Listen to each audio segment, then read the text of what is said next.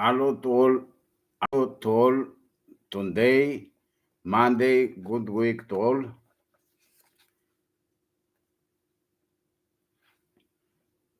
2025 year, November, month 11. Today, 10, 10 November 2025. Attention, Bermuda Triangle and other areas UFOs, heavy gravity. UFO to move use artificial gravity, heavy gravity, and the Siemens pilots reflect reaction reduced very slowly. Gyro compass go normally, but bodies pilots this many years explain. Since Columbus thinks see many lights in Bermuda Triangle, and compass return quick. Same speak flight 19 December 1945. Gyro compass from 5 aircrafts because flight 19 is 5 aircrafts. In 5 aircrafts, all gyro compass return quickly. Due bodies of pilots go to in paradox Einstein due heavy gravity from UFO. Heavy gravity from UFO, all airplanes see the same. Also, the flight before 19er, morning flight, 40 miles northern than correct position. They see also USO. They explain disks, but no speak to the physics, no speak to all. I have same history, 1978, when the pilot Frederick Valentich 1978 stuck with UFO over Victoria in Australia. I cross-checked time signal, Moscow radio, raw WME. I listen very, very quickly, like mechanical clocks return quickly, gyro compass return quickly, autopilot, analogic autopilot, I speak for incident 1978, shipmate 1953, all clocks mechanical. Gyro, all circuits, analogic circuits. Digital circuits, just some clocks, watches. We buy from Las Palmas, Canaria, some clocks. First, digital, all full digitals. Next day, remain back 4 hours, 35 minutes, according to Einstein, because just one oscillator and one battery, oscillator, crystal oscillator, in heavy gravity, frequency slowly and lower.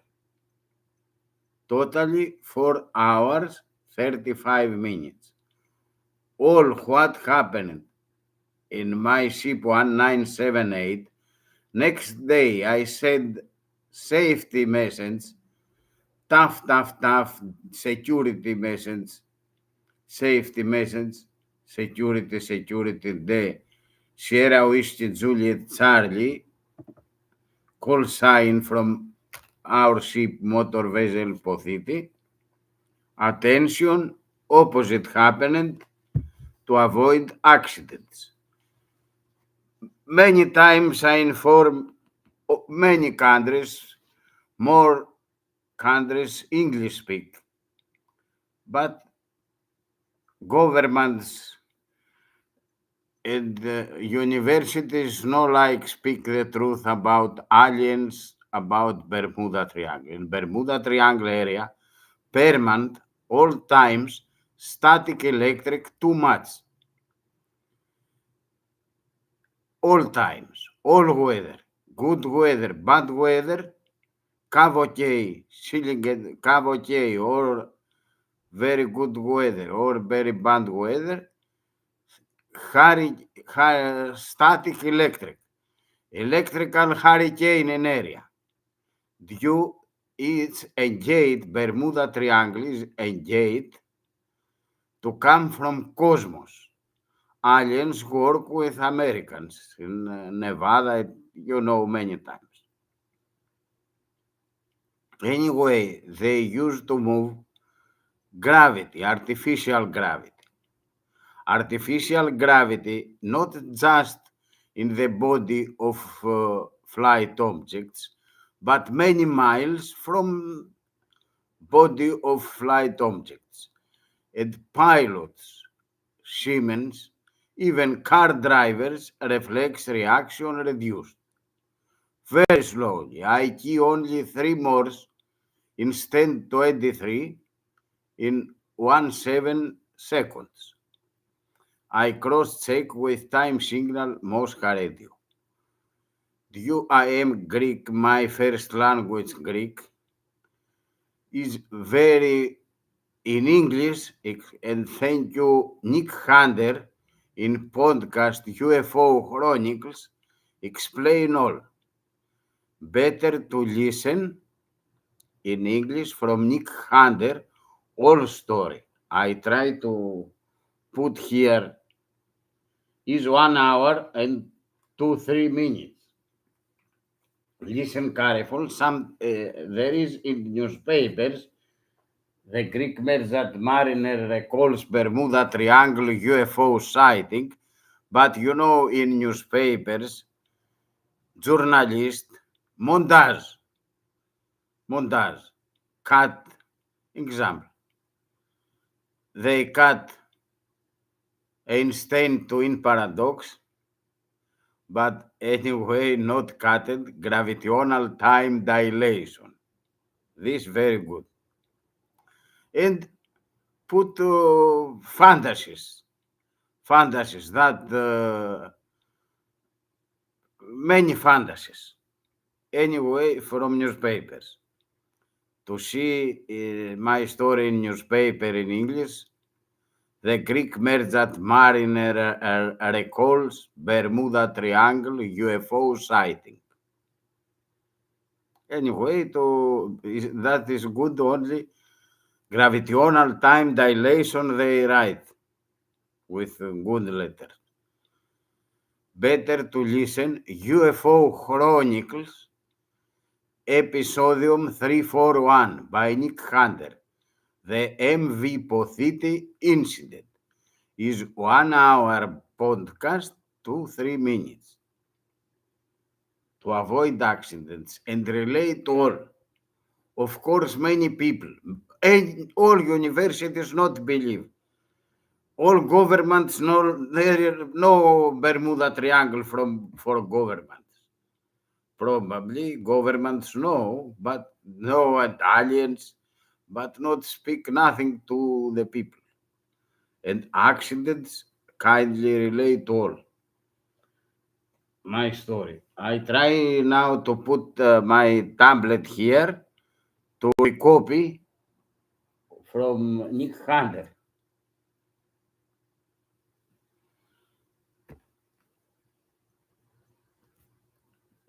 Just a moment.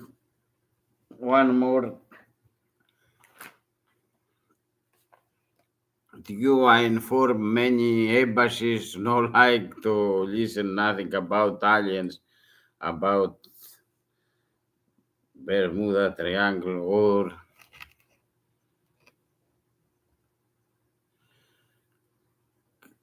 thank you, Nick Hunter. Listen, Nick Hunter. UFO Chronicles 341.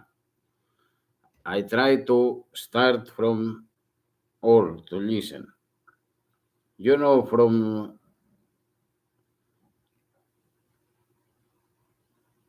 just a moment to start because I try to start from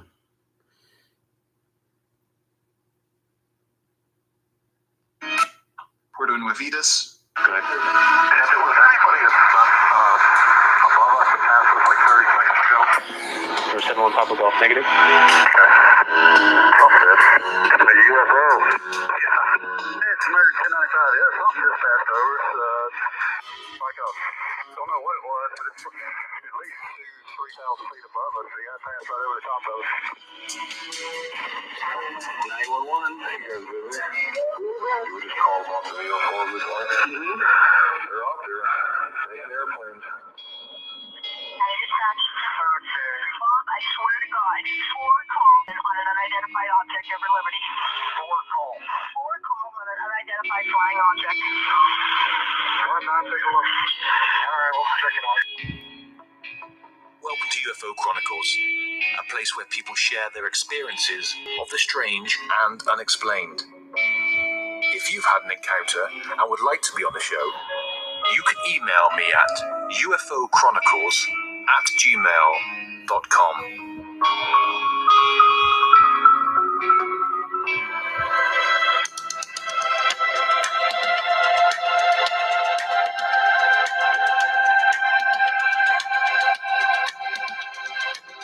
Hello everyone and welcome to the show. How are you all doing this week? I'm Nick Hunter and this is the UFO Chronicles podcast. Tonight's guest comes to us from Athens in Greece. And in this first-hand account, Greek radio operator Polo Spentzas recounts an extraordinary encounter in the heart of the Bermuda Triangle aboard the merchant vessel MV Bafiti in the autumn of 1978. Polo and his crew witnessed a large glowing cloud-wrapped object and 2 small orbs above the Atlantic, and then something far stranger. Time itself began to unravel. Mechanical clocks spun out of control. Quartz watches lagged. Communication systems failed, and the crew's bodies slowed as if trapped in a gravitational field. In this deeply technical testimony, Polo links his experience not to fantasy, but to Einstein's relativity and the infamous twin paradox, drawing parallels to other disappearances, like that of pilot Frederick Valentich. Due to Polo's first language being Greek, his testimony has been translated and voiced in English for clarity and accessibility. This is not a story of lights in the sky. It's a case of measurable, documented time distortion aboard a real ship told by the man who lived it.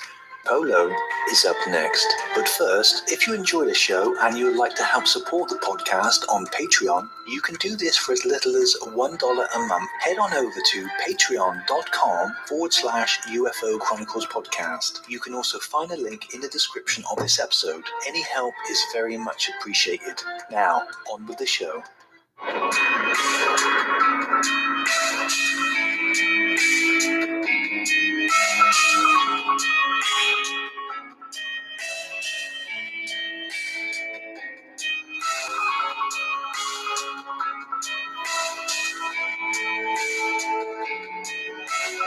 Bermuda Triangle UFO USO incident. Autumn 1978, Greek radio operator testimony, MV Pathiti, introduction, background, and first anomalies. This is my experience in the Bermuda Triangle with UFOs and USOs in the autumn of 1978. What I describe here is both an observation and a scientific explanation. The day after I transmitted a TTT safety message on the 500 kilohertz frequency, warning all nearby ships. Attention! If you observe that your gyrocompasses, inertial navigation systems, and even your wind-up mechanical clocks and chronometers start running extremely fast, take heed. Because when that happens, the opposite effect begins inside the human body. Reflexes slow down, metabolism lags, reactions become delayed. This is a sign of gravitational interference. Specifically, the kind described by Einstein in the twin paradox, a form of gravitational time dilation caused by intense mass or acceleration. In our case, this gravitational influence came from UFOs and USOs, unidentified flying and submerged objects that passed dangerously close to our ship in the Bermuda Triangle. The incident took place just 3 nautical miles from our position. At the same time, on the other side of the world, something eerily similar was happening. In Victoria, Australia, pilot Frederick Valentich and his Cessna VH-DSJ went missing after reporting a UFO on October 21st, 1978. I'm writing this down for the record and to share with you, especially since you, Nick, are someone who understands these topics. I don't know if you meant I should send a formal report or just my memories, but I've decided to send everything as it actually happened. Because when journalists try to tell these stories, they often edit them, cut out key parts, and even add things that never happened. This is not entertainment. It's a matter of safety. If you feel this could help people, you are free to publish it however you see fit. The more people who know the truth, the more lives and property can be saved. Please forgive me if I'm taking up your space or time. I connect these events with others that are known to the public, and I believe it's important to speak plainly. This is not just an account of strange lights. What happened that day matches real physics, Einstein's relativity, the twin paradox, and gravitational time dilation. And it began, for me, as the Greek radio operator aboard the cargo vessel MV Pathiti, registry code SWJC, flying under the Greek flag. I was the ship's Marconi, the term used for radio officers. This happened in early November 1978, during a routine journey in the Atlantic. Our ship had just departed from several ports in Cuba, Puerto Nuevitas, Puerto Matanzas, and Puerto Cardenas, carrying a full load of bagged sugar, 50-kilo sacks. We were en route to Algeria, with a stop planned in Las Palmas, Canary Islands.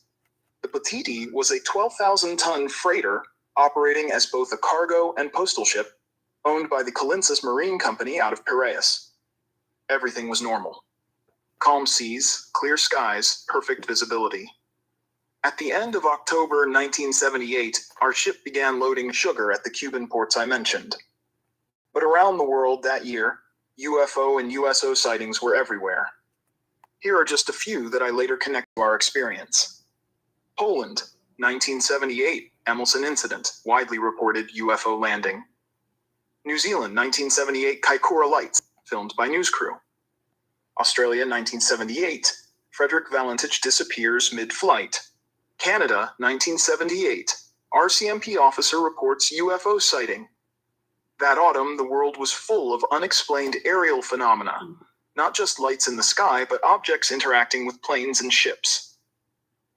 Back aboard the Pathiti, we had a television in the crew lounge, the smoke room, that picked up American channels via long-distance radio signals. We were watching news footage showing scenes from Florida. Drivers, men and women, talking about how at 3 p.m., they looked up and saw 2 large glowing objects above them, about 300 feet in the air. They described them as resembling 2 moons. But here's the part that really struck me. Although only a couple of hours had passed in real time, their heartbeats were recorded at 600 beats per minute, and they were disoriented. Their minds hadn't caught to their bodies. They later underwent hypnosis to recover missing time. But I didn't need hypnosis. I had seen it before, Einstein's time distortion in action. The media in the US framed these cases as psychological, lost time, hypnosis, fantasy. But no one brought in a physicist to say, this is gravitational time dilation. This is the twin paradox. This is relativity. I remember screaming at the TV, where are your scientists? Why hasn't anyone explained this as a time dilation event? You've got physicists at NASA, not just psychiatrists. But it fell on deaf ears. I paced around the lounge in frustration, shocked that no one in America had drawn the connection to Einstein. Departure from Cuba, time distortion, and first signs of interference. We left Cuba in the late afternoon, fully loaded. The next morning as we sailed, the captain handed me the standard departure telegrams. Then he asked something unusual. Not about the weather. The sea was calm, with no wind, and a perfectly clear sky. But about the barometer. He was concerned reading from the bridge barometer was off. He asked me to check the atmospheric pressure from the weather bulletin. So I climbed up to the bridge. As soon as I looked outside, I had this strange impression. The ship, a 12,000-ton freighter, looked like it was moving incredibly fast, as if it were a speedboat. And yet, our top speed was barely 11 knots. Something felt off. I went down to the deck and watched the bow cut through the water like a dolphin. The waves parted in a way I'd never seen before. The visual speed didn't match what I knew our engines were capable of. I wasn't the only one. Many sailors over the years have described this same illusion of speed when in the presence of unidentified flying or submerged objects. One of our boatswains later died, likely from radiation exposure. Others fainted during previous encounters. Some crew who had stepped near a landed USO described strange after effects. They didn't find any hatches or doors, but when they stood too close, they lost feeling in their lower bodies for 2 or 3 days. Most crew developed bright red eyes with no visible whites and fevers of 40 degrees Celsius, 104 degrees Fahrenheit, which lasted for a day or two. Several ships in the area, the Anna Maria, Harmonia, possibly the Arrow, owned by Onassis, Scapwind, and Horizon, reported similar issues: radiation exposure, temporary paralysis, and strange fatigue. I mention all this as a warning. Don't look at the craft, don't approach them. The radiation is real. Back in the radio room, I started noticing more anomalies. I turned on the shortwave receiver and began scanning the standard frequencies. Every transmission I picked up was incredibly fast, like someone had hit fast forward on the world. Just one sharp, fast beep after another. Even the time signals were distorted. I realized the shortwave stations could hear me extremely slowly, while I was hearing them extremely fast. The difference was so drastic, I couldn't make normal contact. I couldn't send or receive messages from European coast stations like Athens, SVB, Portishead, GKB, Hamburg, or Madrid, EAD. I couldn't get through to American stations like WCC, WSL, or WNU in New Orleans. Not even the Halifax weather broadcast, CFH, was usable. I tried switching to the medium wave band, 500 kilohertz, hoping to catch an SOS or ship-to-ship message to log, but all I heard was high-speed Morse, QRQ1000. That's code level fast, 1,000 character per minute mess. At the same time, if they were hearing me at all, they would have been hearing me at QRS10. Absurdly slow. Something was seriously wrong. At around 10:30 a.m. local time, I sat frozen at the radio, not knowing what to say to the captain. I couldn't get weather data, and I couldn't send the departure telegrams. I heard the second officer blaming me on the bridge. The Marconi operator messed up the chronometer. That's why we can't calculate our position. I jumped into the chart room where our mechanical marine chronometer was kept. I had been adjusting it every night. I told the captain, "Sir, look at the chronometer log. I've been correcting it consistently. It gains exactly 2 seconds every 24 hours. Perfectly stable." He trusted me. He was one of the most democratic captains I ever sailed with. He came from Kimi, and we all respected him, not out of fear, but because he was fair. He looked over at the second officer and said, "It's not the Marconi. Something else is wrong." The second officer was from Vatica, Laconia.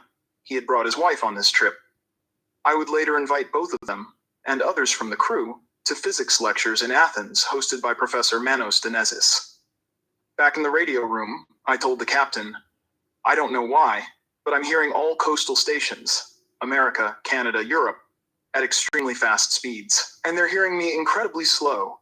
That's why I haven't been able to transmit the telegrams yet." He responded calmly, "Okay, Marconi, it's just routine traffic.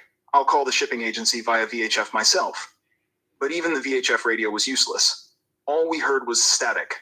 Not even a single nearby ship could be contacted. We were completely cut off. He just said, "Never mind, let's wait." At 3 p.m. local time, the usual coffee break, someone brought me a coffee to the radio room. I was still trying to make contact with someone, hoping maybe a Greek ship on medium wave could relay a message for us. Nothing. Then at 3:30 p.m., the ship's electrician rushed into the radio room, shouting, "Marconi!" The clocks in the dining room and on the bridge, they're all running fast. The hands are spinning. From the engine room to the bridge, I lost 2 hours. Even my own wind-up wristwatch shows the same. He asked what my radio room clock said. I replied without even looking, "I keep Greenwich Mean Time here, UTC." He was offended. You think I'm a rookie? I just checked the ship's chronometer in the chart room. Everything mechanical is running fast.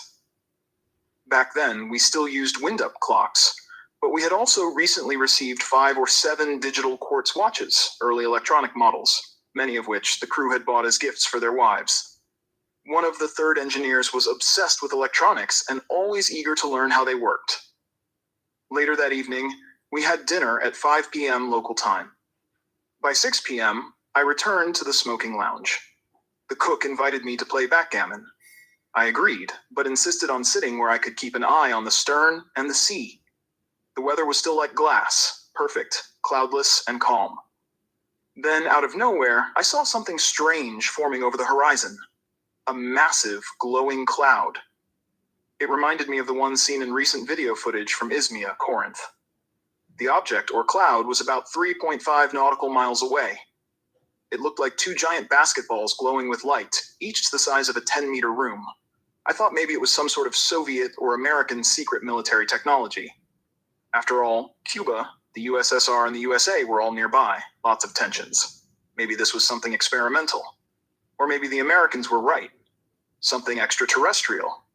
Then 2 smaller spheres, like floating soccer balls, approached from beneath the large object. Their movements were deliberate. I assumed they were going to dock inside the larger one. The way they maneuvered looked like an insertion sequence. That's when I said to myself, this is beyond the US or the Soviets. This might actually be a UFO, full onset of anomalies, distorted time, sensory delay, and visual confirmation. I got up from the backgammon game to walk to the bridge and the radio room. As I climbed the 2 small staircases, something incredible happened. It suddenly started getting dark. Nightfall was setting in much faster than expected. I checked the time on the bridge clock. 8 p.m. local time. But from the lounge to the bridge should have taken 2 minutes. Somehow, 2 hours had passed. I did a rough mental calculation using the method of 3. My heart beats around 70 times per minute. Yet, this felt like I'd just undergone a massive gravitational acceleration. In normal Earth gravity, we experience 9.78 to 9.83 Gs. What I was feeling now, the way time and perception were bending, was closer to 100 Gs. And yet I had moved only a few steps. Back in the radio room, I decided to check the RWM time signal from Moscow on 14.996 kilohertz to reset the ship's mechanical chronometer. I turned up the volume, expecting the usual tone, but what I heard was so fast, so sped up, I shouted to the second officer, "Come here and listen. The Soviets must have dumped vodka on the transmitter. It's spinning like a maniac." But then I looked at the mechanical radio room clock. It was ticking perfectly in sync. The problem wasn't with Moscow. It wasn't a faulty signal. This was Einstein's relativity in real time. That was the moment everything clicked for me. I sprang into action. First, I pulled a chair across the room while keeping my eyes on the clock. What should have taken just a few seconds to slide it across took over 40 seconds, even a full minute and a half. It wasn't a wheeled chair either. I was moving, but I felt like I was swimming through syrup. Next, I turned on the transmitter and began trying to tap out a Morse message. In 17 seconds, I only managed 3 characters, instead of my usual 23. My heart felt like it was beating 70 times per 10 minutes, not per minute. The gravitational distortion was crushing everything: movement, thought, reaction, even communication. And yet, when I looked around, the UFOs had disappeared. Nothing was visible. And that's when I understood, really understood, how aircraft like the British South American Airways flight Star Tiger could vanish without a trace in 1946. If their pilots were experiencing the same thing I was, they would have appeared to move in slow motion, unable to control their plane as it overshot Bermuda and crashed into the sea. They wouldn't have been able to send an SOS. They wouldn't have realized anything was wrong until it was too late. That's why ships and planes vanish. They don't explode. They just fade, caught in a slow, invisible trap. I thought of Charles Berlitz's book, The Bermuda Triangle. He was right, but it wasn't mysticism, it was physics. This wasn't science fiction. It was a mechanical, measurable breakdown of time. I remembered the books by Donald E. Kehoe, the former U.S. Marine pilot and one of the first serious UFO researchers. I remembered the ideas of Leonard Stringfield, who called UFOs the greatest problem humanity would ever face. They were trying to warn us, and now I had lived it firsthand. Shaken, I went up to the bridge. There was a foreign deckhand, a rookie, his first voyage, being trained by the second officer. I shouted, "What course are you keeping? What are you doing? Our hands aren't responding. The triangle's got us." They looked frozen. Their movements were delayed, off rhythm, like puppets. I yelled again, "Put it on autopilot. We can't even trust our own reflexes." Eventually, the second officer, young, strong, athletic, managed to get the ship back on course. Today, he trains dogs back in Kaimi. His own son became a naval officer. But I wonder if the son ever learned what really happened in 1978. I told the officer, "Lock it on autopilot and warn the next shift. Nobody touches the helm. We do not change course until after 10 a.m. tomorrow local time." He nodded. "Unless we see another ship in our path, I won't touch it." I left and rushed to find the rest of the crew. I had to warn them. Our hands weren't responding, and our reactions were dangerously slow. I found the third engineer. He looked concerned and said, "Marconi, something's wrong. I lit 2 cigarettes and burned my lips trying to smoke. Couldn't do it. I waited what felt like a few minutes, but the pump took over 2 hours just to move water into the double-bottom tanks. They told me the tanks had flooded, but I had only just started the transfer. That's when I knew.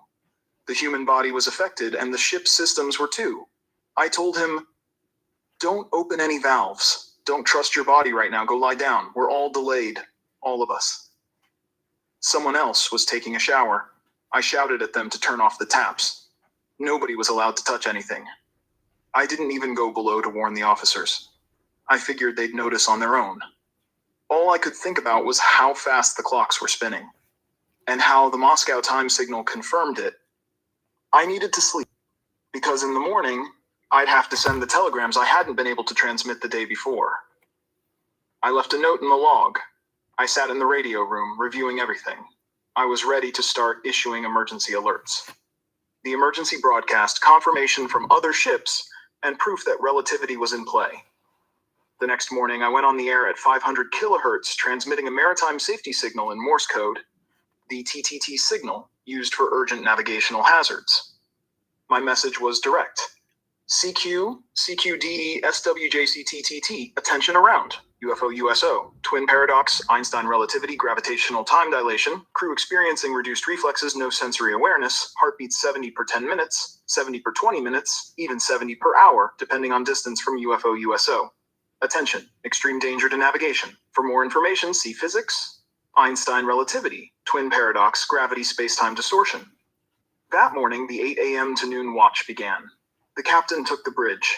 At some point, a Greek cargo vessel ahead of us, also bound for Gibraltar, responded over VHF radio. The captain answered. "Captain," the other vessel said, "yesterday we were calling you over and over for hours. Not just on VHF, we tried 2.182 megahertz, we tried 500 kilohertz. Nothing. We were seriously worried. We could see your crew on deck, sometimes moving fast, sometimes slow. We didn't know if you were drunk. You looked like puppets, like marionettes. How did none of you fall into the sea? That hit hard. They could see us, but they couldn't reach us. From their perspective, we were malfunctioning. From ours, time was broken. And this is where relativity comes in. The amount of gravitational distortion we were experiencing, how much it bent time, was determined by our distance from the UFOs USOs. Space and time weren't acting normal. The closer the object, the more extreme the compression and dilation of the space-time field. Einstein was right. Time isn't constant. It stretches and contracts depending on the gravity field you're in. And the human body? According to Einstein, it's designed to adapt to shifting space-time conditions. Because it's not a machine. It was made by God. Perfect in its biological plasticity. But machines, clocks, instruments, digital systems, they can't adapt. They fall apart or produce inaccurate data. We later estimated that the Greek ship calling us had been about 7.5 nautical miles away. That was far enough to stay outside the gravitational field. They could watch us through binoculars, but weren't affected. Meanwhile, we were right on the edge of the zone. Later, during lunch at 12 noon, the chief engineer stormed into the officers' dining room. "Why hasn't any of the work been finished?" he yelled. The engine crew responded in disbelief. "Chief, we don't know how the time passed so fast. We didn't even notice." One man said, "I went to brush my teeth after dinner at 5:45 p.m., and suddenly the deckhand called out that my shift was about to start. It was nearly 8 p.m. The captain stepped in to calm things down. "Relax, Chief. Yesterday, we passed through the Bermuda Triangle." He had heard the VHF call himself. He understood. The electrician added, "I saw it too. The mechanical clocks on the walls, in the mess hall, the bridge, they were spinning fast. I was the first to notice." But then one of the junior engineers, Antonis, who had purchased a digital quartz watch, spoke up. "Don't you see? Our mechanical clocks were racing ahead, but the digital watches, they were showing time falling behind by 4 whole hours." Let me explain what he meant. Quartz digital watches rely on a crystal oscillator powered by a small battery. The crystal vibrates at a specific frequency, a phenomenon called the piezoelectric effect. But in areas of extreme gravity, those frequencies shift. The oscillation slows and time appears to drag. This is part of what Einstein described, like the Doppler effect. But it's not about direction. It's about intensity of gravity. Even the tides can rise by 10 meters, affecting not just the sea, but the bridge of the ship itself. That's how strong the space-time distortion can be. This is also where many books get it wrong. They confuse clocks with time itself. A clock is not time, it's a measurement device. It can be affected, broken, slowed, or sped up by forces like gravity or acceleration. But time continues independently of how we measure it. If you want to understand that, I recommend reading The Limits of Awareness by Albert Einstein. It explains beautifully how our tools distort our perception of time. And in Einstein, His Life and Times by Philip Frank, on pages 107 to 108, he writes, "Depending on the material structure of the object, it will respond differently to space-time strain." That applies to clocks, and radar, and even people. This is why pulse-based radar systems, like those used in fighter jets, struggle to detect UFOs. They emit a brief signal, then they wait for an echo. But if that echo comes back delayed or at a shifted frequency, it gets filtered out or rejected by the system's transmit-receive switch. It's discarded as noise. That's why they often don't register UFOs at all. They need upgrading, not just to Doppler systems, but with infrared cameras and gravimetric sensors. Some governments, like the US and Turkey, believe these craft are conducting electronic warfare when they confuse radar systems. But they're not. It's just basic physics. Turkish media even reported that their radar systems were shredded by a UFO. That's not an attack. That's relativity interfering with weak sensors. Turkey, by the way, now includes UFOs and extraterrestrial life in its educational programs. They've opened 6 museums, and the University of Antalya offers classes. Meanwhile, in Greece, a country that was once ahead of its time, we're still treating it like taboo. Back on the ship, that afternoon, the electrician confronted me. "You said you turned the clocks back, but we saw them running fast. How could you?" I said, "I didn't touch the clocks." He stared at me. "Then why are the digital clocks 4 hours behind and the mechanical ones 4 hours ahead?" That's when I explained. Clocks are not immune to gravitational variance. Each type reacts differently. Mechanical clocks can speed up, quartz clocks can lag. Nobody had manually changed anything. What they were seeing was gravitational time distortion in real time. I joked, half serious. We got caught in the Bermuda Triangle.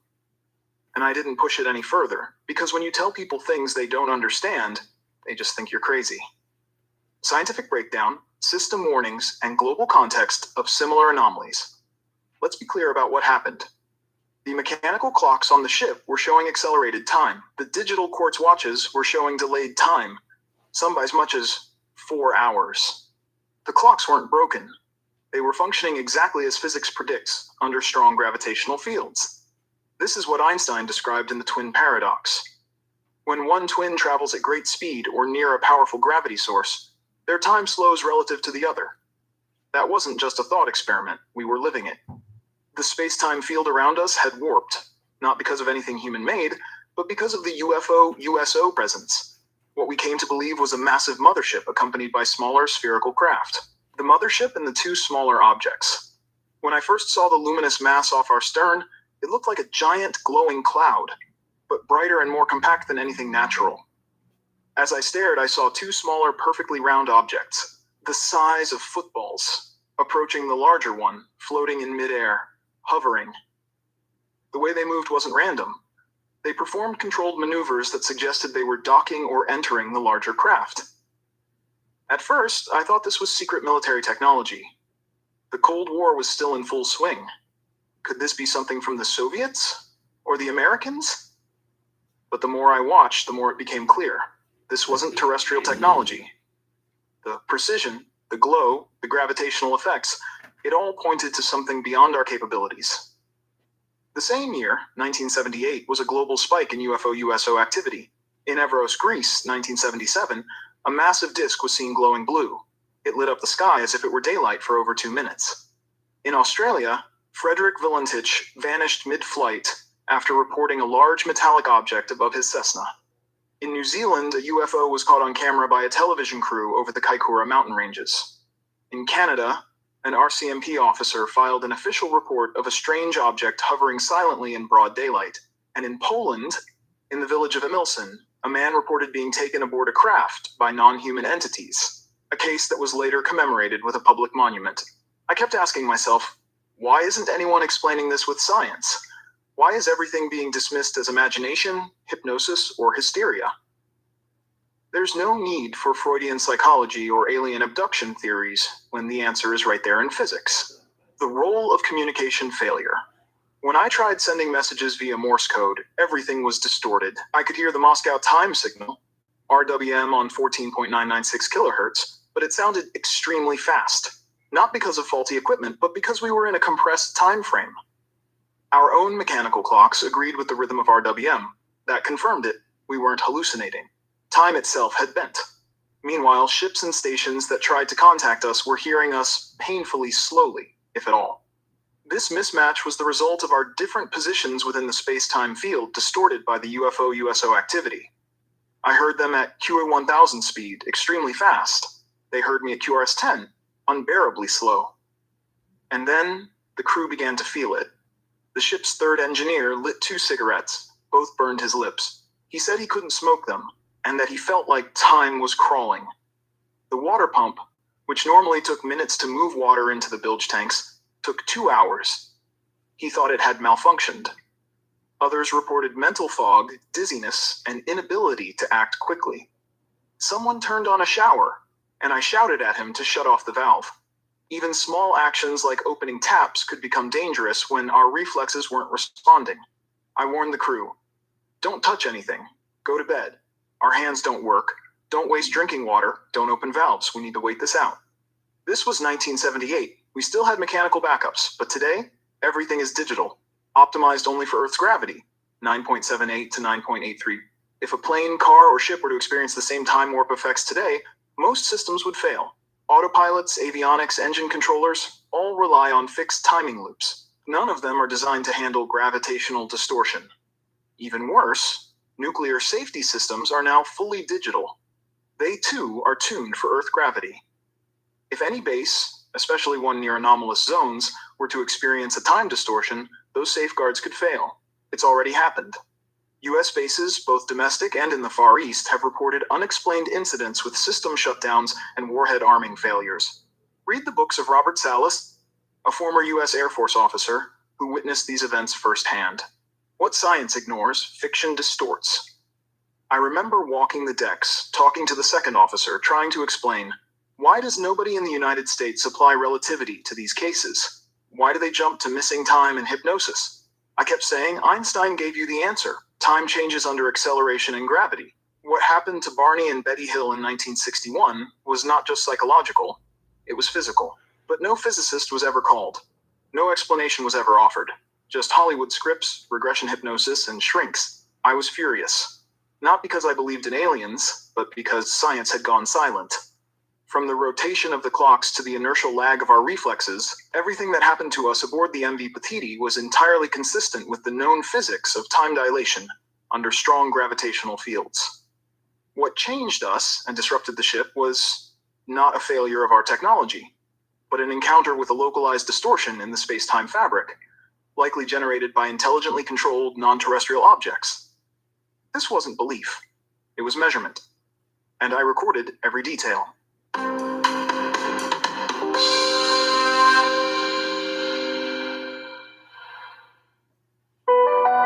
You don't always know you're in a cult. Not at first. It feels like truth, like purpose, like home.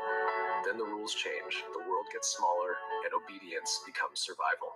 Hidden Cults is the podcast that takes you inside the world's most disturbing belief systems, from the mass suicide of Heaven's Gate, to the gas attacks of Shinrikyo, to the fiery siege in Waco, Texas. We follow the rise, the ruin, and the survivors left behind. But the danger isn't over. We track cults still active in cities, villages, and online spaces around the world, spanning continents, languages, and belief systems. You'll hear real stories from those who escaped. And if you've lived through something like this, we want to hear from you, too. Hidden Cults, new episodes every week, wherever you get your podcasts.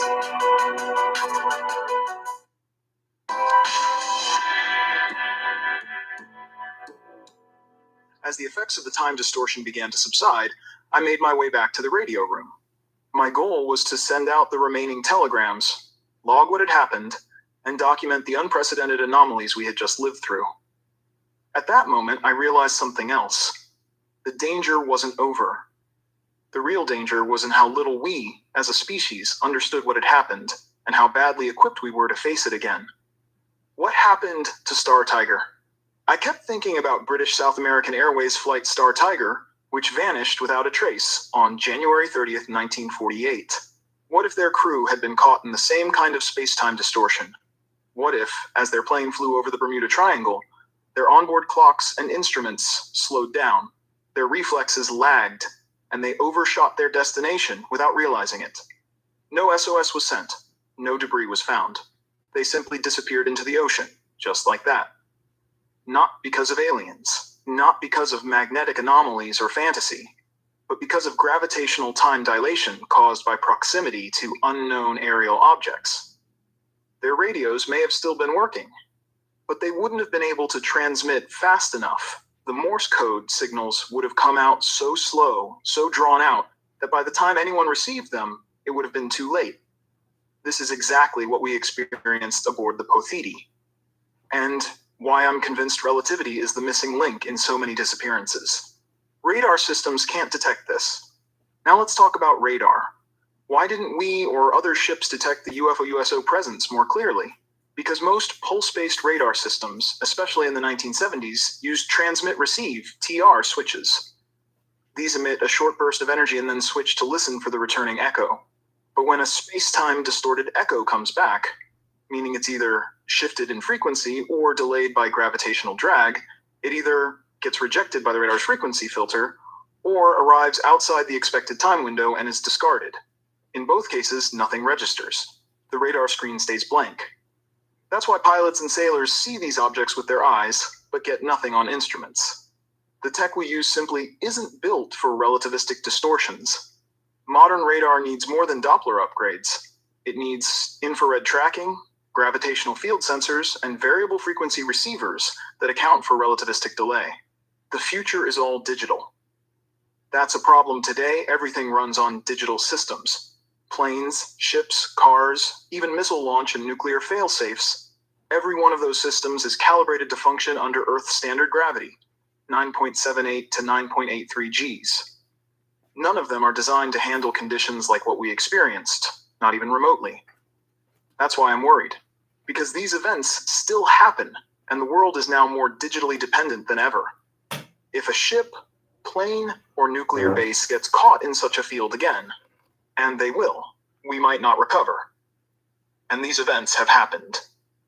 There are documented cases of electronic failure in US military bases, both at home and overseas. Nuclear missiles were rendered inert, warning lights failed, launch sequences aborted, no physical damage, just systems that no longer obeyed their own programming. You'll find much of this in the writings of Robert Salas, a former USAF officer involved in such incidents. Meanwhile, in other nations, did you know Turkey now includes UFOs and aliens in their educational curricula? They've opened 6 museums on the subject, and their University of Antalya offers accredited courses on extraterrestrial life and phenomena. And yet in Greece, the birthplace of science, it's still taboo. We had Pavlos Santorinis, a brilliant Greek physicist who worked in both theoretical and military applications, burned by the junta. His book, The Genesis of the Universe, was destroyed in 1967. Greece once led in these discussions. Now, we're silent. Even the US, for all its technological superiority, has been slow to accept this reality. Yes, in 2004, US Navy pilots began releasing footage of UAPs, unidentified aerial phenomena, confirming daily encounters over the course of 2 years. In 2021, the Pentagon released videos of UAPs, some moving faster than missiles, diving into the ocean, exiting Earth's atmosphere, or performing impossible 90-degree turns. No wings, no visible propulsion, no heat trail. But even now, most explanations ignore relativity. Few mention gravity-based propulsion, space-time field distortion, or the Plantier force theory, 1953, proposed by a French military pilot, or Santorini's own radio interviews with Greece's state broadcaster. The last moments of the event. After everything I had seen, I went back to the bridge. The second officer was training a new recruit, a foreigner, likely on his first voyage. He was slow, delayed. His hands weren't responding. I shouted, "What are you doing? This isn't a simulation. Our reflexes are gone. We've been hit by the Bermuda Triangle." They looked stunned. I told them to lock the autopilot and not to touch it. The officer nodded. "We'll stay on this course until 10 a.m. tomorrow. I'll make sure the next watch knows." I thanked him. Then I left. I started going cabin to cabin, warning others. Don't open taps. Don't run water. Don't trust your body. Everything is slowed down. The third engineer told me, "I lit 2 cigarettes. Both burned my lips. I couldn't even finish them. But while I waited, the pump took 2 hours to transfer water. I thought I just started." That's when I realized even the most basic human senses were being warped. Not just time, not just vision, but temperature, tactile awareness, pain. Someone else had gone to shower. I shouted through the door, "Turn off taps, go to sleep, don't touch anything." And then everything started returning to normal. Not all at once, slowly, gradually. The clock settled, our hands responded again, our ears normalized. The nightmare ended, but the memory stayed. And with it came this final thought. The real danger isn't what's out there, it's that we don't understand it. And when we do, we ignore it. This next part of the episode is questions and answers, and a full transcript can be found on our podcast website. Polo, what had been your career prior to 1978, and can you describe your role aboard the MV Paphiti at the time of this incident? Early education. Thermo, Greece, circa 1966 to 1967. At the age of 14, while in my second year of middle school, I was already being taught Einstein's theory of relativity. I grew up in the small town of Thermo in Aetolia Acarnania, Greece, and had the good fortune of being taught by 2 exceptional teachers, one in mathematics and one in physics. They were gifted communicators. I still keep in touch with them today. That's when I first understood Einstein's concepts, gravitational time dilation, how clocks behave differently under different conditions, and how time flows at various speeds depending on gravity and velocity.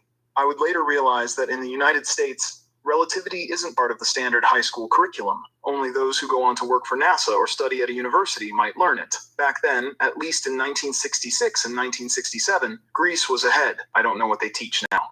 Merchant Marine training, Asperpyrgos Academy, early 1970s. Later, I enrolled in the Merchant Marine Academy of Asperpyrgos, near Athens. There I studied 1 year of electrical engineering, 1 year of radio electronics. We were trained on all ship systems, radar, sonar, radios, intercoms, navigation systems, including LORAN-C and DECA. As a radio officer, I was also responsible for understanding the functioning principles of the systems, not just operating them, but maintaining and repairing them at sea. One of the first things we learned in satellite navigation, what we now call GPS, was about time correction. In orbit, gravity is weaker, so time flows faster, plus 45 milliseconds. Because satellites move quickly to stay above a fixed point on Earth, time also flows slower, minus 7 milliseconds. Net result, plus 38 milliseconds difference per day. That's relativity in action. We were trained to understand this from the beginning. It wasn't theoretical.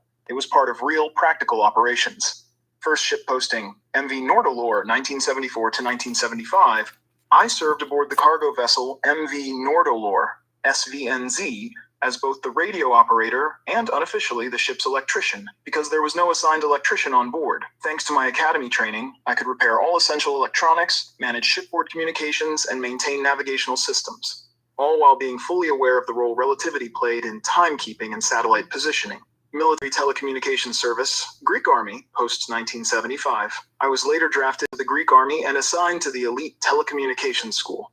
It was a pioneering unit at the time. I completed the course with high grades, received a diploma as a military communications technician, spent 7 months in practical training, served another 24 months working on real communication systems, from large base stations to remote mountain operations. This period solidified everything I'd learned. I didn't forget a thing. I was actively applying my knowledge in real-world systems. One tool that was especially valuable: the RWM time signal from Moscow at 4,996 kilohertz. That signal was my benchmark, my verification tool. As my professors used to say, QED, which was to be demonstrated. From that point on, I acted with certainty. I've lived by this since 1978. Don't just talk, act, even if you're alone. One swallow doesn't bring spring. And like Cavafy said, the walls rise high like the towers of Babel.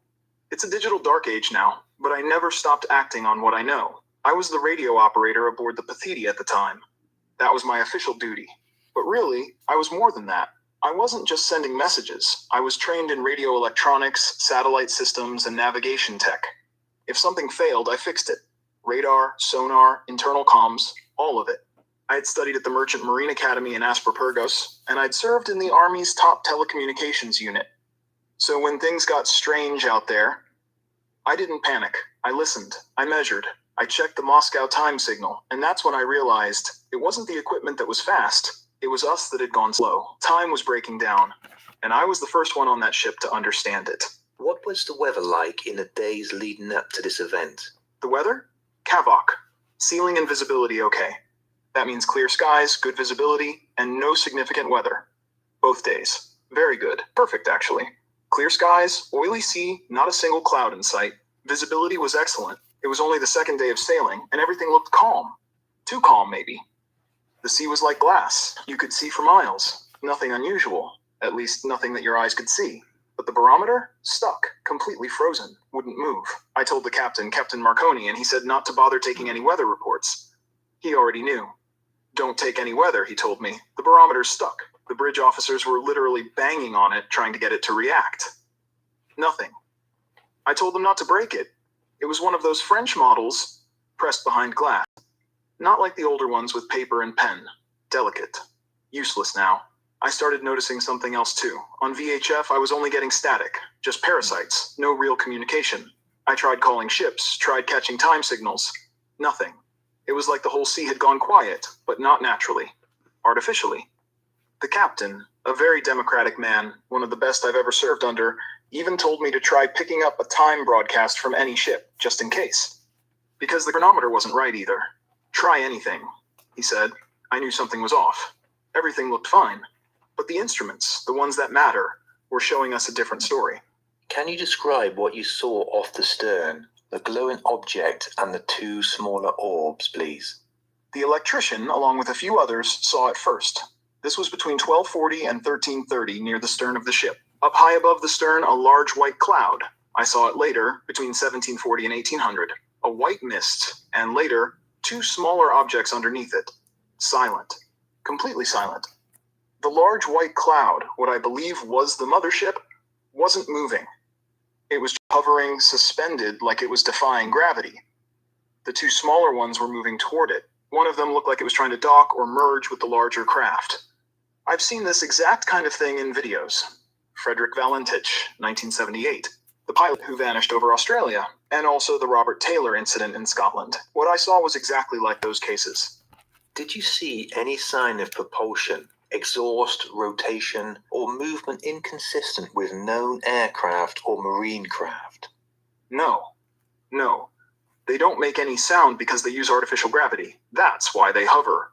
They don't need wings or flaps or propulsion in the way we understand it. They move using some kind of artificial gravitational field. This isn't just my opinion. The French pilot Jean Plantier talked about this back in 1953. And the Greek physicist Pavlos Santourinis, who was internationally respected, said the same thing on Greek radio on February 8, 1966. His full interview still exists. He explained it in terms of gravitational manipulation. Bob Lazar talked about it too, and so did a former Canadian Minister of Defense. Even a U.S. pilot testified before Congress that he believed the craft moved using general relativity. He said, and I quote, "I'm a physicist as well as a pilot, and they're using principles of gravitational distortion. These craft had no wings, no flaps, no moving surfaces. And that matches what others have said across time.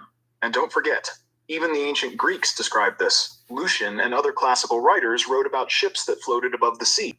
In the Kyberian mysteries, there was the hovering ship, described as purple, suspended, and gliding above the water. It's the same symbolism, the cloud, the mist, the floating vessel. Just like the story of Phrixus and Hell on the Golden Cloud.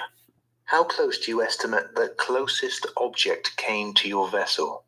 Around midday, the electrician saw something above the stern. I myself saw it around 18. I estimated it was about 3 nautical miles away by that point.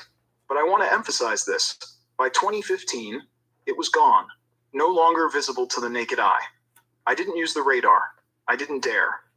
I was afraid if I switched it on, the radar waves might trigger something. Maybe a missile response, or attract attention. Furthermore, I had already realized from the RWM time signal and everything else that we were dealing with extraterrestrials. I didn't want to risk making them think I was trying to lock onto them or track them. The electrician told me he saw it up high above the stern. He doesn't talk much about it though. The whole topic is taboo, especially in Greece, even though we have the largest merchant fleet in the world. Our universities and our government, they're worse than the Inquisition. Think about that. Columbus, in the Middle Ages, wrote about strange lights and spinning compasses. The Inquisition accepted that and spread the account. But today, we're living in a digital dark age. Japan grounded a pilot simply because he reported a UFO. That's the kind of medieval mindset we're up against. It's insane. People's lives and property are at risk. And yet, if a pilot says what he saw, he gets punished. And we Greeks? We had Pavlos Santourinis, a brilliant physicist, and still nothing. Greece, the #1 shipping nation on Earth, stays silent. I say it again. Eidos argioi, shame on us. We know better, and we say nothing.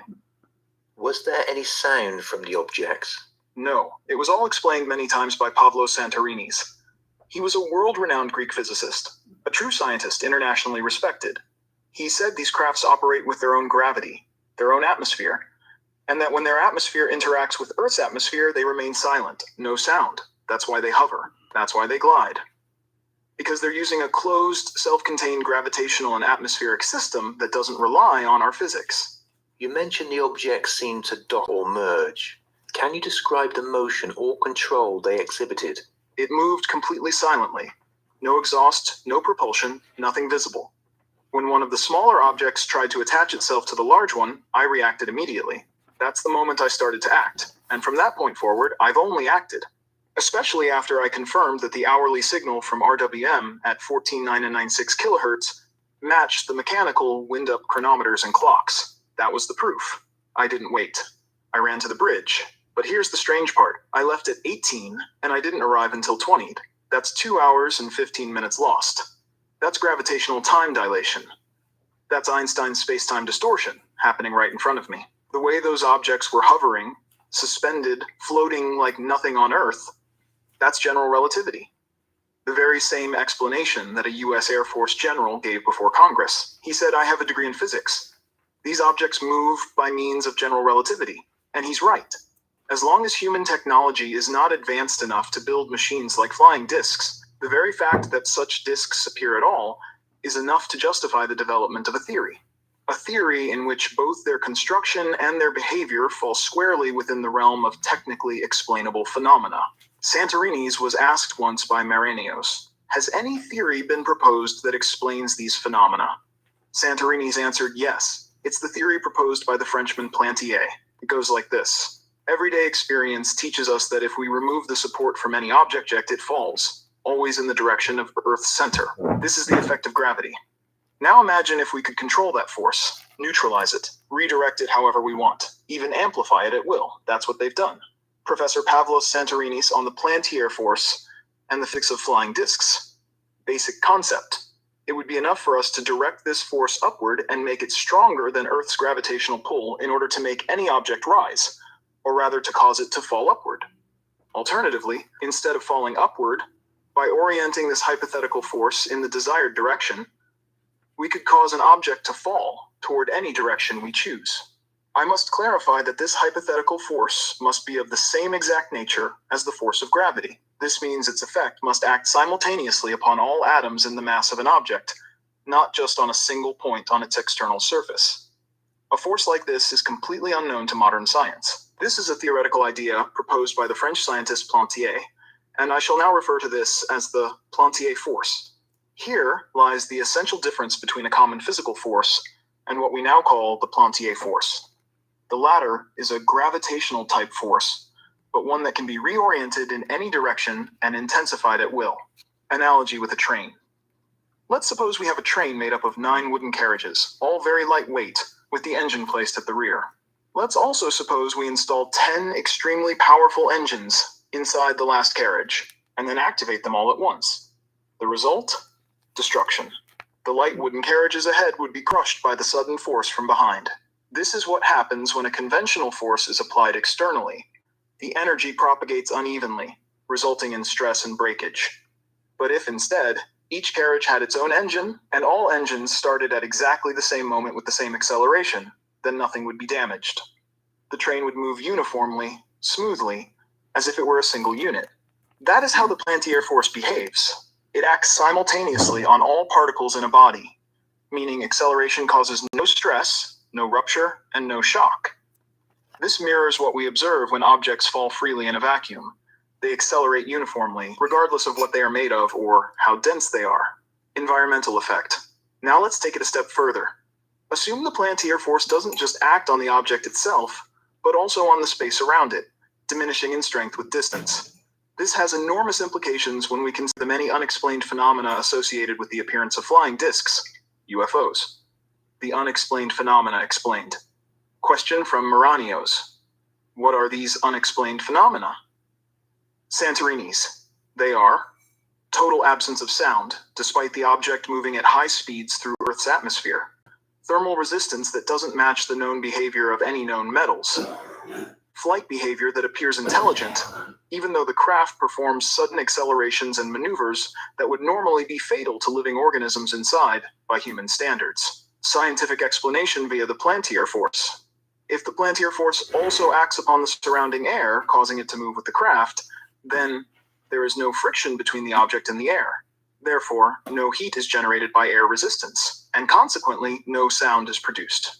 This explains the completely silent, possibly fast movements of flying discs, their astonishing resistance to heat, and why any beings inside them appear unaffected by intense g-forces and changes in speed or direction. All of this becomes entirely explainable if we accept that the pilots of these disks are using a form of gravitational force still unknown to modern human science, a force whose properties were first outlined by the French scientist Plantier.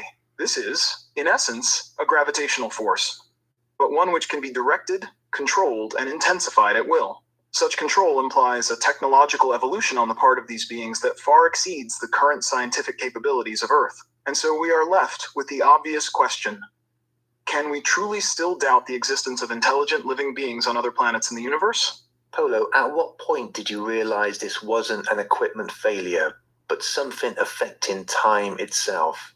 I don't know if anyone managed to take a photo, but probably not. The electrician had gone for his coffee break around that time. The ones who saw it at the stern were working in the engine room, so they likely didn't have cameras on them. As for me, I definitely didn't have a camera at the stern. I didn't even own one.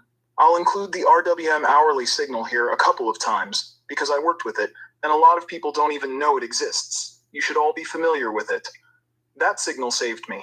It told me the truth when everything else felt off. And then there's the foolish hypnosis story from the Americans, the one we saw on Florida television 10 days earlier while we were docked in Cuba. 2 hours of missing time. Everyone in regression hypnosis. But no foundation, no scientific background. They don't teach relativity in high schools over there. No Einstein, just confusion. I tried to explain it later in the smoking room, tried to get the other officers to understand what was really happening. But the Americans, most of them had never touched physics. They just defaulted to hypnosis, because They had no other framework. Meanwhile, back in my small hometown of Thermo, I was learning Einstein's theory of relativity in the second year. I was only 14 years old. That's the difference. And this RWM signal, let me explain exactly what it is, because it matters. The phrase RWM Moscow time signal heard on 14996 kHz CW shortwave refers to a very specific type of radio transmission used for precise timekeeping. RWM is the station's call sign. It's run by the Russian government and it transmits official time signals used for navigation, science, and communication. The Moscow time signal just means it's synced with Russian atomic time, not just their local time zone, but the actual official time standard. The frequency, 14996 kHz, that's the exact spot on the shortwave band where it broadcasts. You can hear it all over the world with the right receiver. It uses CW continuous wave. That means no voice, no music, just pure pulses, like Morse code or beeps. Clean, simple, reliable. You hear a tick or pulse, and that's time locked in. And shortwave, that's how I was listening. It bounces off the ionosphere, lets you hear transmissions from across the globe, even out at sea. Mariners like me depended on it. It's what let me confirm that something was wrong with time. Not the signal, not the clocks. Me. I was the one going slow. The equipment matched the RWM tick. That's when I knew. So what does it mean, in full? It's a time pulse, transmitted as a continuous wave broadcast from Moscow on 14996 kHz. A signal you can hear from anywhere in the world if you're listening. And in 1978, I was listening. It told me I was inside something impossible. You connected this experience to Einstein's twin paradox. Did you come to that realization at the moment or later on? I managed to send only 3 Morse characters in 17 seconds, when normally I would have sent 23 in that same amount of time, and the mechanical clock was working fine. I checked it against the RWM signal. It wasn't the timepieces, it was me. Simple math explains it. Under normal gravity, with my heart beating at 70 beats per minute, I could send 23 more signals in 17 seconds. But for me to only send 3 in that time, that means my heart was beating somewhere around 70 per 10 minutes. Do the math. That's not human slowness. That's a change in time itself. But this needs real scientists, physicists, medical doctors, not just sailors like me. And the electrician, at 10, walked a short route, something that should have taken 2 minutes. But it took him 2 hours and 35 minutes. You figure it out. Me, I went from the smoking room to the bridge to the radio room, and it took me 2 hours and 10 minutes instead of 2 minutes. You calculate how many heartbeats that should be. Figure in the gravitational distortion, time dilation. This is Einstein, not fantasy. Look it up. There's a book, Einstein's Dreams, Greek edition by Katoptro Publications. Pages 26 to 27 explain it. And you know what they don't teach in those books? They don't teach you about extraterrestrials, or UFOs, or the Bermuda Triangle. Not in the universities, not in the governments, not in your high schools. Which means, and I say this with a heavy heart, the devil has left the churches and entered the schools. I say this because St. Cosmas of Aetolia, who came from my village during the Turkish occupation, he would tear down church bell towers and turn churches into schools. Because back then, education was banned, and we had only the hidden schools. He used to tell the faithful, don't worry, the devil can enter a church, but not a school. But now, since 1947, when they started hiding the truth about extraterrestrials, the devil has entered the schools, and the universities, and the governments. That's where the silence lives. Not in the sky, on the ground.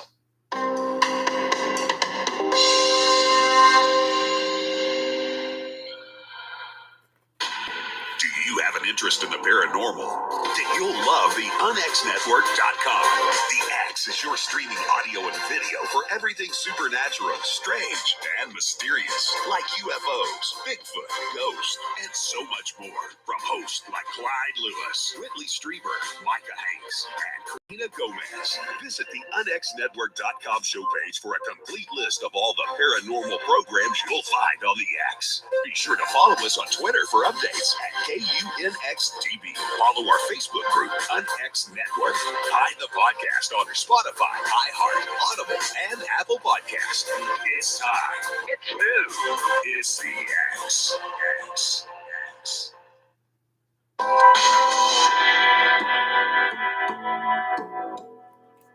How dangerous do you believe digital-only infrastructure is in the face of future encounters like this? The real problem is that they don't even try to adapt. Not when the value of gravity changes. They just ignore it. Let me remind you, the Antikythera mechanism? That was mechanical, precise. Ancient Greeks built that. The failure today is digital. The digital systems, they were behind by 4 hours and 35 minutes, just like physics predicts. But here's the irony. Modern physics, the science that should explain all this, refuses to even acknowledge the existence of extraterrestrials. And why? Because they're ordered not to. That's the truth. It comes from the top, from the elite, the ones who really run this planet.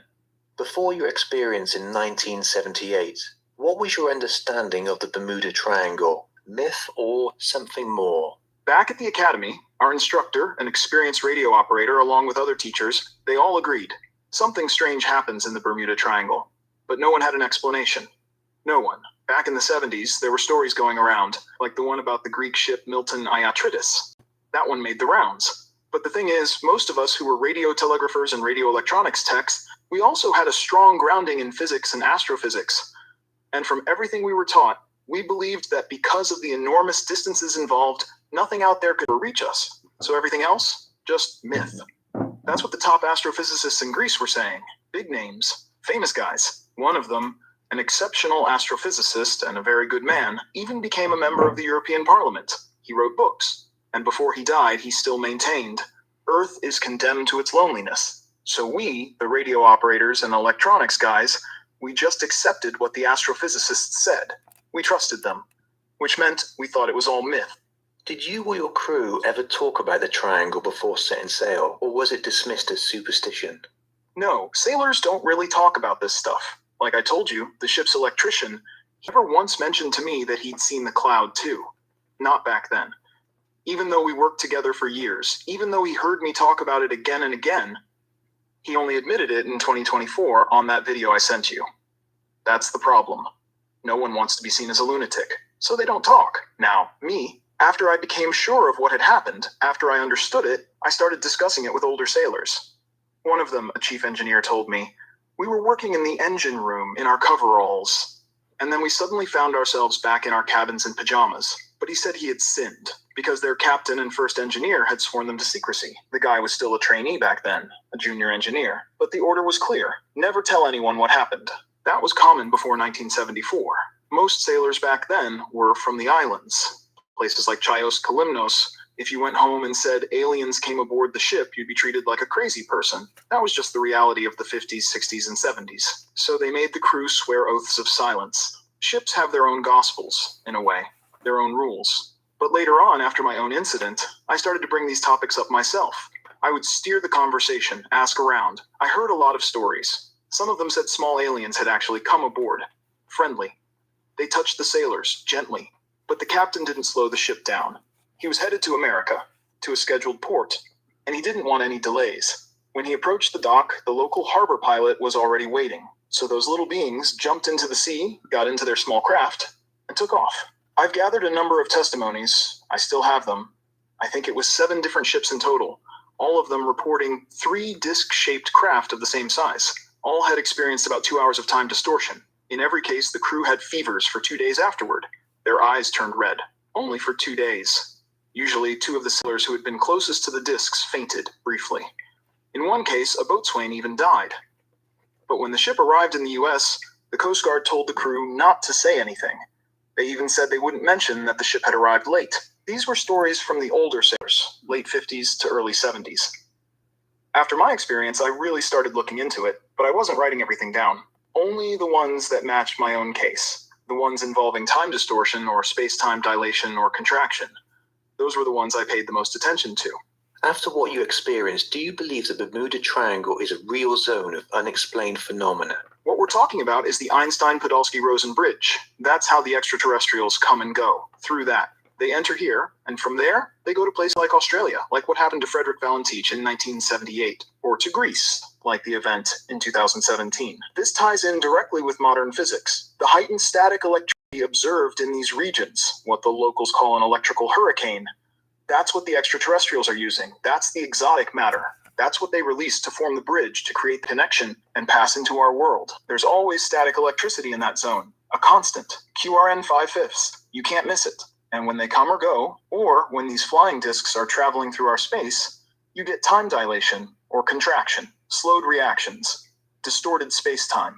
Don't forget what the former Canadian Minister of Defense said. These things are happening over our heads, literally. After my time at sea, I worked in civil aviation for many years. I saw the reports, I read the testimonies, pilots filing accounts of UFOs, and not just a few. These were official reports, filed within Greek airspace. They went straight to the Pentagon. From there, they disappeared, buried, because they've made deals. The governments, the elites, they've made agreements with these beings. Just like that Canadian defense minister said. And others too, like Robert Bigelow, Aliens Among Us. Or John Lear, who warned they're already here, and they're not our friends. Charles James Hall taught the tall whites in Millennium Hospitality. Then there's Tony Dodd, a former UK police officer, and Dr. Bruce Maccabee, who worked with both the CIA and FBI on UFOs. France has released UFO files, so has the UK. The truth is out there. Have you spoken with other sailors or officers who have had strange encounters in the same region? As I mentioned earlier, I was the one who always approached others. I tried to get them to share their own experiences with me, but very few ever talked, and when they did, it was always in strict confidence. I only kept the few stories that matched certain patterns: time-space distortion, blackouts, even one death. The ones that resonated deeply with what I had experienced. What stood out most were the cases that mirrored my own. The same strange effects, the same sense of time stretching or folding. In one case, there was a crew member who lost consciousness. In another, someone died, just like I explained earlier. Some of these stories reminded me a lot of the Pascagoula case. You know, the one from Mississippi. The details were eerily similar. That same kind of unreal moment, where you're caught between what you know and something far beyond it. Do you think incidents like yours are still happening there, but going unreported? Yes, but it's not just there. They don't only come and go through the Bermuda Triangle. They move everywhere. It's just that area is a point of entry, a gateway. But I believe that zone extends further. It's not exactly a triangle. It likely reaches further south, wherever there's an increase in static electricity. That's the key. We've heard similar things about the Alaska Triangle. Same idea, same phenomenon. Of course, you don't hear this from the people who truly run things, the ones in power, governments, universities. They don't say a word, but the extraterrestrials are here. That's what researchers have told us, serious ones. Charles Berlitz, Donald E. Kehoe, Leonard H. Stringfield, all respected men. They spoke the truth. Many English-speaking people have said it, but governments and universities stay silent. The elite don't want the people to know. They don't want the public educated. They want everyone hypnotized, distracted, confused. That's why I say forget hypnosis. Study Einstein. Follow the physics. The first to speak clearly was the French pilot Plantier, and then our own great physicist Pablo Santorini's, and many English-speaking experts have come forward since then. As individuals, as men, they had courage. They spoke, but the states, the schools, the universities, they've been corrupted.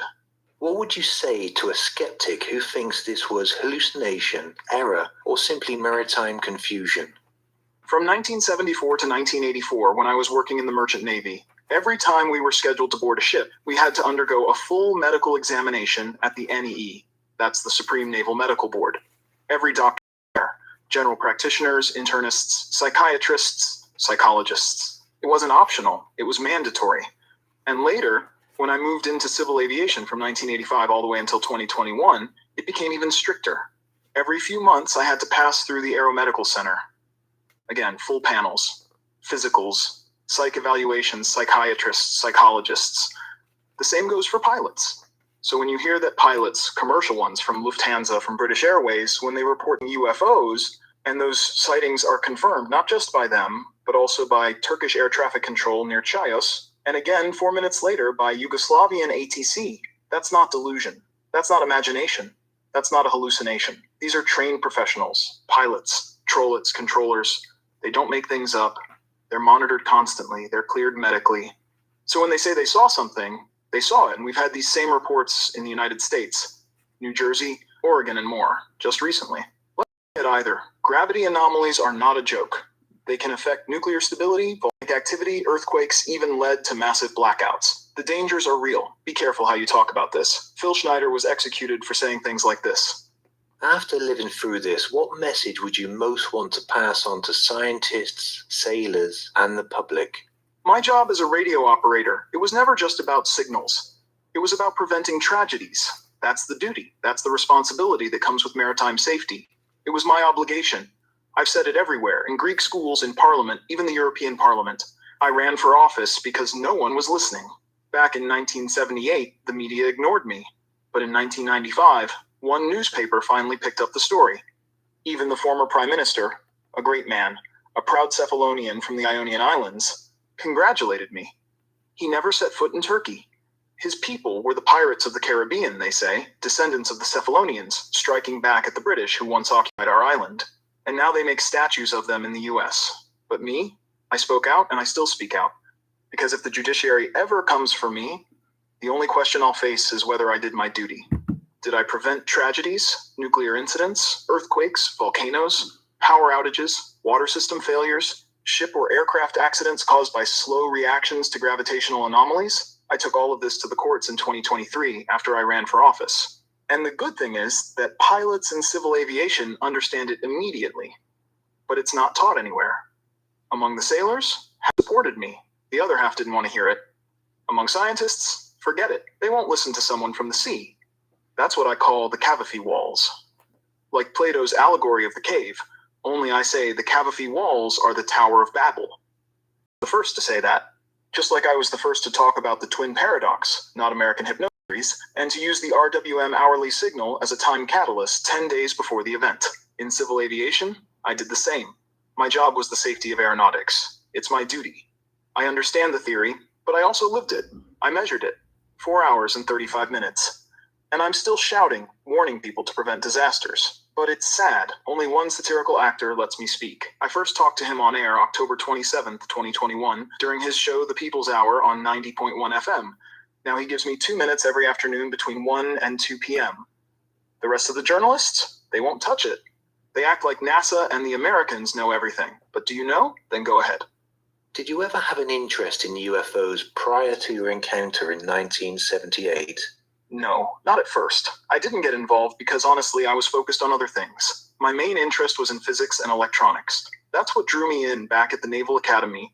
We were studying radioelectronics and applied physics. It was serious training. And back then, we had the great Greek astrophysicists telling us, until the day they died, that because of the vast distances involved, we humans are alone, that nothing could come here. So we absorbed that.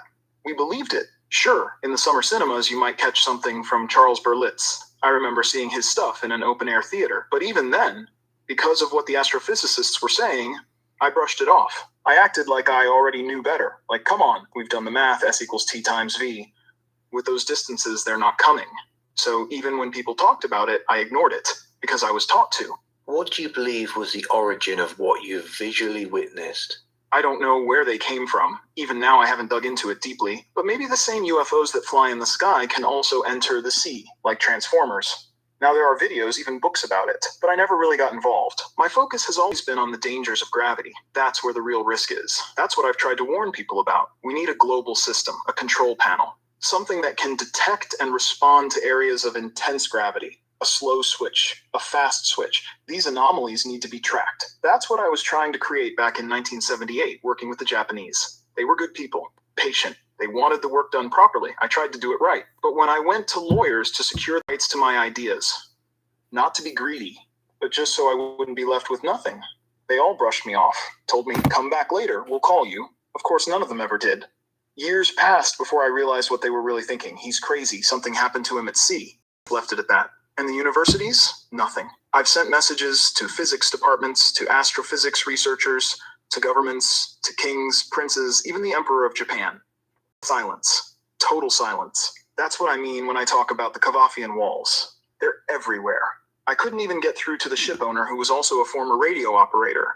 And now, even my old classmate from the academy in Asperpyrgos, Stelios Hadjiioannou, who became a shipping magnate and airline owner, a good man, I haven't been able to connect with him either. The walls are there, the same Cavafian walls.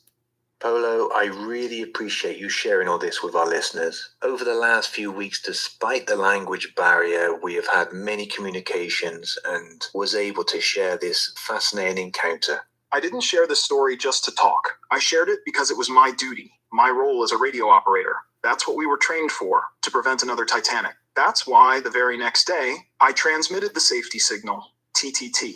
That was our job back then. We were the first line of defense, the first to raise the alarm, and that's all I was doing. My job. I took everything I had to the Ministry of Shipping and the Ministry of Education in Greece immediately. I also tried to bring it to foreign embassies. Sadly, the US never received it. Or, as I later understood, it wasn't that they didn't receive it, it's that the people there were Greek Americans. I call them Janissaries now. Just like the recent US ambassador Tsounis, he's from my village. But those Cavafian walls, they stood tall like the Tower of Babel. No communication, nothing, just silence. Still, I thank you. You're doing what you can. Just be careful. Because the Americans, for all their talk of wanting help from the public, they've also caused deaths. Some by accident because of gravity shifts, others through so-called reassignments. Many Americans have suffered at the hands of their own secret services and governments, and the same goes for other countries. Countries that claim to be free and democratic. Let's not even go there. Now we're in the era of AI and digital technology, and yet we're living in the worst kind of dark age. A modern Middle Ages. Maybe it really is Plato's cave. Or maybe it's what Dostoevsky said, a world run by idiots. So many great philosophers have spoken about humanity's stupidity.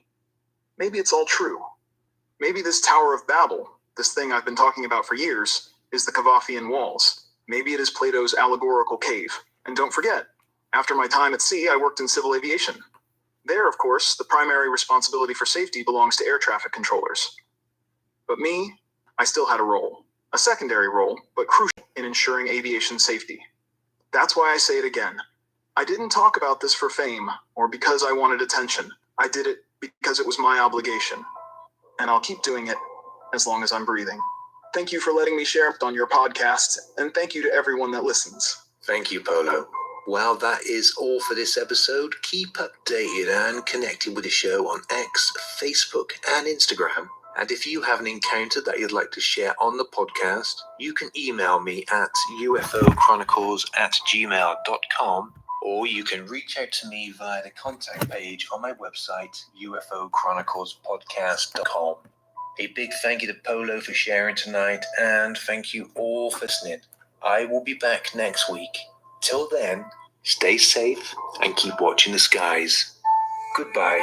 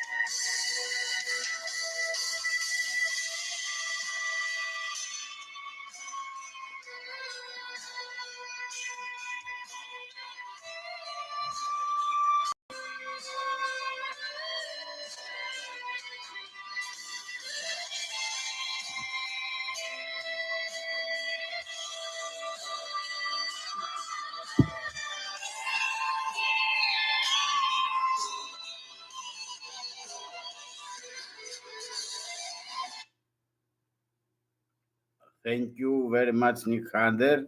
Good work, good translation.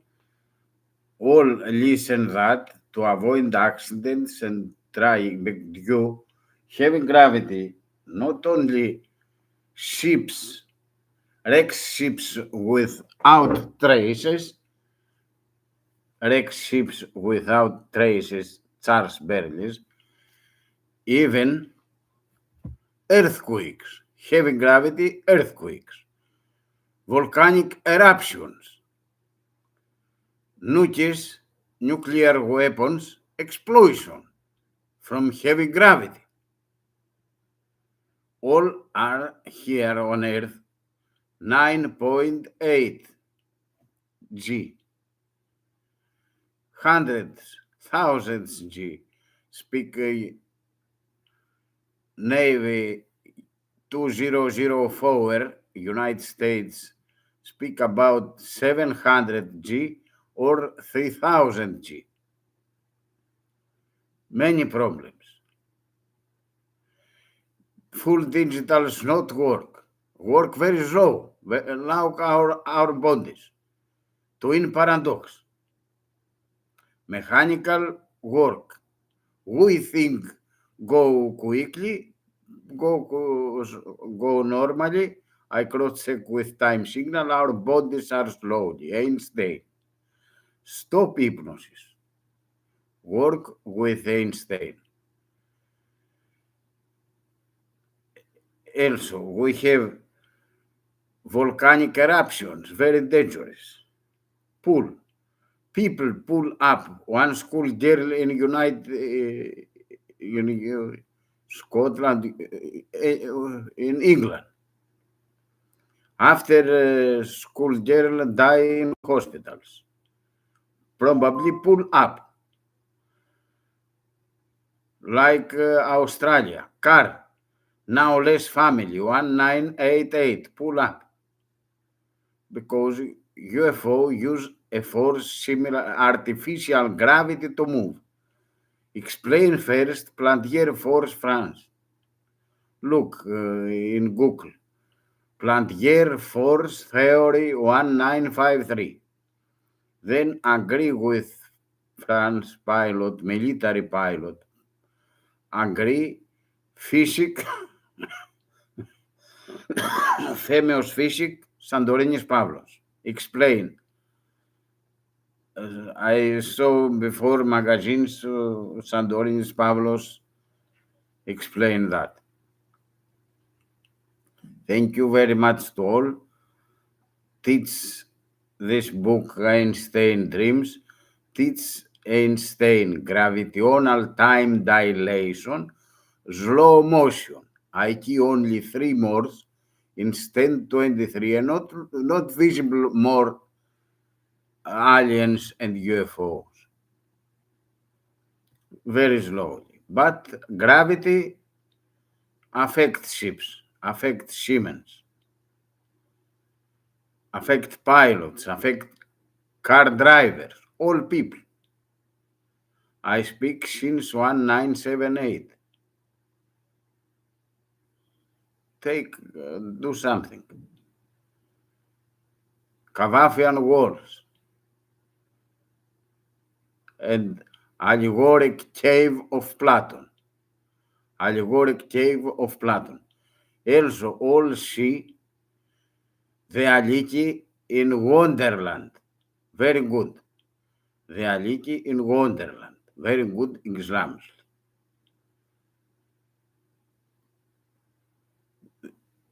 I repeat, Einstein twin paradox due heavy gravity from UFOs and vice versa. Sometimes time contraction and pilot Bruce Jernon go faster 45 minutes. One time in England from United States through Bermuda Triangle, Azores, after to United Kingdom, 3 hours and half hour faster. You can see that in here, I think 133 page. Flight objects, Donald Edward, Leonard Stringfield. Leonard Stringfield. Also, Donald Edward Kehoe, Major Donald Edward Kehoe, very good books. Explain many times. Also, Charles Berlitz. Donald Edward Kehoe and Charles Berlitz, she and videos from him. Anyway, teach pilots, teach Siemens, teach all. Gravitational time dilation, slow motion. Einstein physics. And Einstein twin paradox due gravity, due heavy gravity from UFOs. A lot baryons from UFOs. UFOs use baryons to move. Thank you very much. Also, Navy pilots descript 2004. Pilots Alexander Dietrich explain, and she speak now in veteran Americans. She speak very well about gravity. I think to teach gravity, to stop hypnosis, Hollywood and work with Physics Einstein, also all governments, to speak truth about aliens work in the United States, to speak the truth and to teach their moving force gravity, like Charles Berley's millennial hospitality. Charles James Hall. Charles James Hall, millennial hospitality. Charles James Hall with tall whites. Also, Robert Bigelow, Aliens Among Us. John Lear, aliens are here and they are not friends. Other, Joe Simondon, 1961, Pancake, Joe Simondon, 1961. From last year, 2024, November, many pilots in United States, Oregon, and the other areas, many UFO. Pilots report UFO to air traffic controllers. Render no objective due in gravity, frequency lower and slower. Sometimes, attention, sometimes traffic collision avoided system alert. Also, 2004, Navy pilots described 11 times near misses. Near misses aircrafts with UFO. And from last year, November, sometimes traffic collision avoided alert aircraft with UFO. Speak the truth, work with Einstein, see all about Planned Air Force France, see about Santorini's Pavlos, how very clear explain. Listen this podcast from Nick Hunter, UFO Chronicles, Episodium 341, the MV Pothiti incident, and relate all to avoid accidents. Thank you very much. Good travels for Siemens, good flights for pilots. Bye now, November 2025, Monday, 10 o'clock local time, Greek evening. Bye all.